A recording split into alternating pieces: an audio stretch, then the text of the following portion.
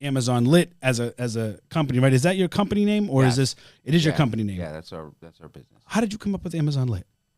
Sebastian and I was late one night at the office, typical of us, and we were just like, "What's something catchy that's trending?" And at the time, like everybody was saying lit, and it was the younger generation. But me and Sebastian were like, "Listen, we got to appeal to everybody, So we were just like, we threw a bunch of names at the wall, and Amazon Lit stuck. And we registered your tagline at the end of your stories and your reels are "Stay lit, stay lit, baby." Stay I love lit. it.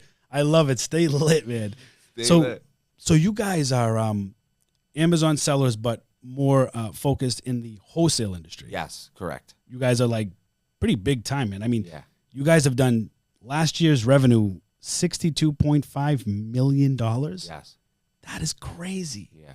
That is absolutely not. And if you guys haven't seen on social media, on IG, Amazon Lit, I mean, these guys, when they show their pictures of their warehouses, their processes, Eric's always shooting down a ton of knowledge for free, by the way. For free. We'll get into some other, you know what I mean? But, for free, and just really inspirational posts that really help motivate. I know it's actually helped motivate me in my business. That's good. I'm glad you're here with that. That makes it all worth it for me. $62.5 million. Like, think of that. What's your profit margin?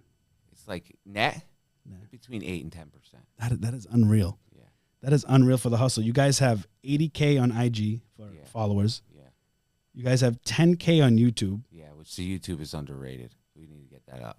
Okay. ASAP. You've been working on YouTube? Yeah. What have you been doing on YouTube? So it's been a challenge for me because I found out, like, I'm an information guy, right? I try to deliver as much helpful information as possible. But with YouTube, as you know, because you have a large following, people want to be entertained as well. Yes. So it's this struggle for me that I've been working on of delivering the information and being entertaining at the same time.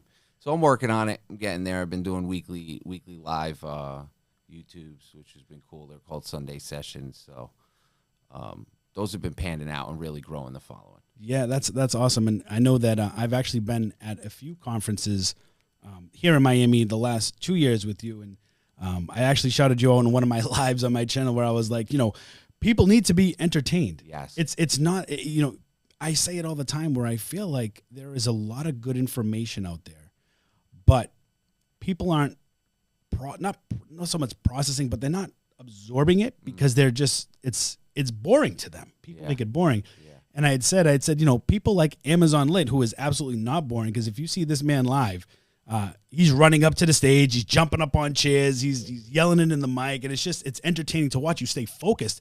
And the one thing I notice about you is a lot of times when you talk, you move back and forth, which is awesome. Because for me, it keeps me engaged. Yes, it's important. Is that something that's done intentionally when you're on there? And and that was a skill set that Sebastian and I developed years and years ago.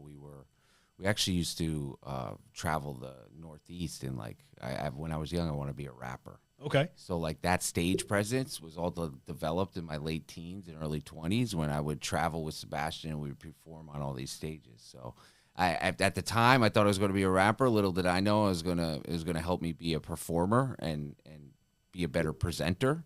So I'm grateful for the experience. That's